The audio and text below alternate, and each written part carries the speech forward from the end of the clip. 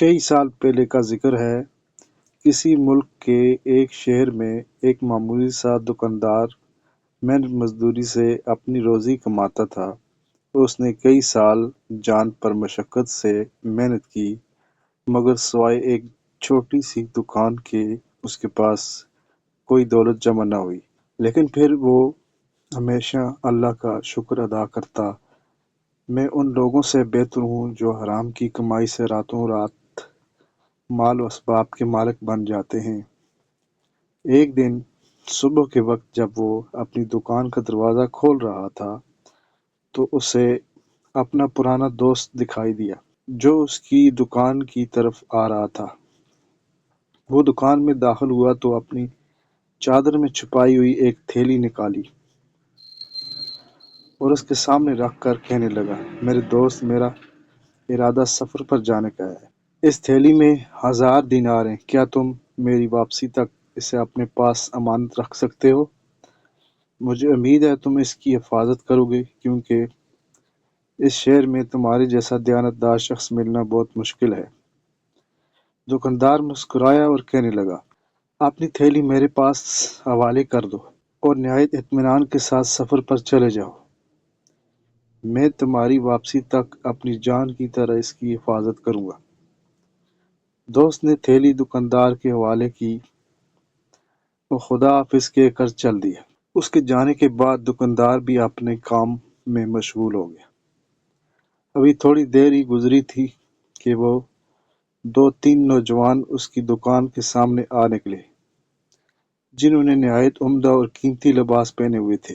ان کے چہروں سے تکبر جھلک رہا تھا۔ وہ گھوڑوں سے اترے اور دکاندار سے کہنے لگے، کوئی اچھا سا کپڑا دکھاؤ۔ دکاندار نے انہیں ریشمی کپڑا دکھایا تو وہ بہت پسند آیا۔ ایک نوجوان کہنے لگا، شاید تمہیں معلوم نہیں، یہ کپڑا بہت قیمتی ہے۔ ہم صبح سے بازار پھر رہے ہیں مگر ایسا کپڑا کہیں نہیں ملا۔ تم یہ کہاں سے لائے ہو؟ دکاندار نے کہا، یہ پرانے ذخیرے سے بچا ہوا ہے، میرے گاہک اس کو خرید نہیں سکتے تھے۔ اتنا سننا تھا کہ وہ تینوں کپڑا اٹھا کر چل دیے۔ دکاندار ان کے پیچھے دوڑا اور کہنے لگا، ارے جناب، کم از کم قیمت تو دیتے جاؤ۔ ان میں سے ایک بولا، کل شاہی محل آ جانا، ہم بادشاہ کے مصاحب ہیں، وہاں آ کر اپنی رقم لے لینا۔ یہ سن کر دکاندار حیران اور پریشان رہ گیا، لیکن وہ جانتا تھا کہ ان سے زبردستی وصول کرنا ممکن نہیں۔ اگلے دن وہ اونٹ پر سوار ہو کر شاہی محل کی طرف چلا گیا۔ دربانوں نے اس کی باتیں سنی اور کہا، کل آنا، کل تمہیں رقم مل جائے گی۔ دکاندار یہ سن کر لوٹ آیا۔ پھر اگلے دن گیا تو 1 ہفتے بعد آنے کا کہا گیا۔ کئی ہفتے گزر گئے مگر رقم نہ ملی۔ ایک دن وہ غصے میں آیا، کہنے لگا، اب کہ گیا تو اپنا حق لے کر ہی آؤں گا۔ جب وہ محل پہنچا تو ایک نیک دل دربان نے اسے ایک طرف لے جا کر کہا، تم کیسے سادہ لوح انسان ہو۔ بادشاہ کے مصاحب نے حکم دیا ہے کہ تمہیں روز بہانے سے ٹالتے رہو۔ یہاں کسی رقم کا کوئی نام و نشان نہیں۔ بہتر ہے کہ اپنا نقصان بھول جاؤ۔ دکاندار نے کہا، نہیں، میں اپنا حق لوں گا۔ اگر انہوں نے نہ دیا تو میں سیدھا بادشاہ کے پاس جاؤں گا۔ دربان نے کہا، میں نے تمہیں سمجھا دیا ہے، اب جو چاہو کرو۔ دکاندار امید لگائے رہا۔ اتفاق سے ایک دن اس نے ان نوجوانوں کو دوبارہ دیکھا۔ وہ گھوڑوں پر سوار تیزی سے جا رہے تھے۔ دکاندار ان کے پاس گیا اور کہا، میرے کپڑے کی قیمت دے دو۔ وہ ہنسنے لگے۔ ایک بولا، کیا پاگل ہو گئے ہو؟ ہم تمہارے معمولی کپڑے کے محتاج ہیں۔ اگر ہمیں کچھ چاہیے ہوتا تو حکم دیتے، وہ چیز حاضر کر دی جاتی۔ یہ کہہ کر وہ آگے بڑھ گئے۔ دکاندار نے غصے میں آ کر ایک کے گھوڑے کی لگام پکڑ لی۔ دونوں میں ہاتھا پائی شروع ہو گئی۔ دوسرے بھی آ گئے اور تینوں نے مل کر دکاندار کو بری طرح مارا۔ اس کا چہرہ، سر اور بدن خون آلود ہو گیا۔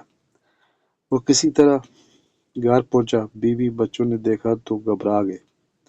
اس نے سارا واقعہ سنایا اور کہا، اگرچہ میں زخمی ہوں لیکن خوش ہوں کہ میں نے اپنے حق کے لیے لڑائی کی۔ چند دن علاج کے بعد وہ پھر دکان پر گیا، مگر اسے داروغہ کے سپاہی نظر آئے۔ وہ اسے لے گئے اور کہا، تم نے بادشاہ کے مصائب سے بدتمیزی کی ہے۔ دکاندار نے کہا، میں نے تو صرف اپنی رقم مانگی تھی۔ داروغہ بولا، تمہیں قید خانے ڈالا جائے گا اور تمہارا مال خزانے میں جمع کیا جائے گا۔ دکاندار کی آنکھوں میں آنسو بہنے لگے۔ داروغہ نے کہا، چونکہ تم غریب اور سادہ ہو، میں تمہیں قید نہیں کرتا، لیکن تمہارا مال ضبط کر لیا جائے گا۔ دوسرے دن سپاہی آئے اور دکاندار کی دکان کا سارا مال اٹھا کر لے گئے۔ دکاندار خالی ہاتھ رہ گیا۔ وہ بیٹھا سوچنے لگا کہ اب کیا کروں۔ اسے اپنے دوست کی امانت یاد آئی۔ وہ بولا، میرا دوست مجھ پر اعتماد کرتا ہے، کیونکہ نہ اس میں سے تھوڑے سے پیسے ادھار لے لوں اور تجارت دوبارہ شروع کروں۔ مگر فوراً دل سے آواز آئی، نہیں، شاید یہ رقم اس کی بھی امانت ہو، کہیں میں خیانت نہ کر بیٹھوں۔ اس نے تھیلی واپس رکھ دی، پھر چند جاننے والوں سے قرض لیا اور کپڑا خریدا، لیکن قسمت نے ساتھ نہ دیا۔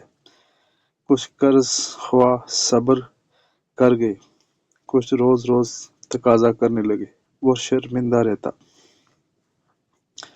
ایک دن اس نے فیصلہ کیا کہ دکان بند کر کے کچھ دن مزدوری کرے گا۔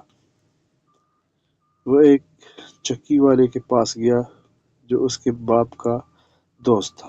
سارا حال سنایا۔ چکی والے نے کہا، تم میرے پاس کام کر سکتے ہو؟ وہ بولا، جی ہاں، میں ہر کام کے لیے تیار ہوں۔ اس طرح اس نے چکی پر کام شروع کر دیا۔ کئی دن محنت کی، مگر قرض خواہ پیچھا نہ چھوڑتے۔ ایک دن وہ چکی کے باہر شور سن کر نکلا تو دیکھا قرض خواہ آ گئے۔ وہ کہنے لگا، 2 دن کی مہلت دیتے ہیں ورنہ قاضی کے پاس لے جائیں گے۔ وہ روتا رہا۔ گھر جا کر بیوی سے کہا، اب کیا کروں؟ بیوی بولی، جاؤ تھیلی کھولو، اللہ ناراض نہیں ہوگا۔ مگر اس نے کہا، نہیں، میں امانت میں خیانت نہیں کروں گا۔ مجھے یقین ہے اللہ مدد کرے گا۔ اگلے دن اچانک دروازے پر دستک ہوئی۔ وہ گھبرا گیا کہ شاید قرض خواہ آ گئے، مگر دروازہ کھولا تو ایک اجنبی کھڑا تھا۔ اس نے کہا، میں تمہارے دوست کا پیغام لایا ہوں۔ اس نے کہا ہے کہ اب مجھے اس امانت کی ضرورت نہیں، تم چاہو تو اس میں سے جتنی ضرورت ہو رقم نکال لو، باقی خیرات کر دو۔ دکاندار حیران رہ گیا۔ اس نے کہا، میں تمہاری بات کا یقین کیسے کروں؟ اجنبی نے ایک خط دیا اور کہا، یہ دیکھ لو، یہ تمہارے دوست کا خط ہے جس میں تھیلی کی نشانی بھی درج ہے۔ دکاندار نے خط پڑھا تو خوشی کے آنسو نکل گئے۔ اس نے سجدہ شکر ادا کیا اور کہا، اے اللہ، میں نے مشکل کے باوجود صبر کیا، امانت میں خیانت نہیں کی، تو نے میری مشکل آسان کر دی۔ دوستو، یہ تھی آج کی کہانی۔ اگر آپ کو پسند آئی ہو تو ویڈیو کو لائک کریں، کمنٹس میں اپنی رائے کا اظہار کریں اور ہمارے چینل ایم یوٹیوب وائس کو سبسکرائب کرنا نہ بھولیں۔ شکریہ۔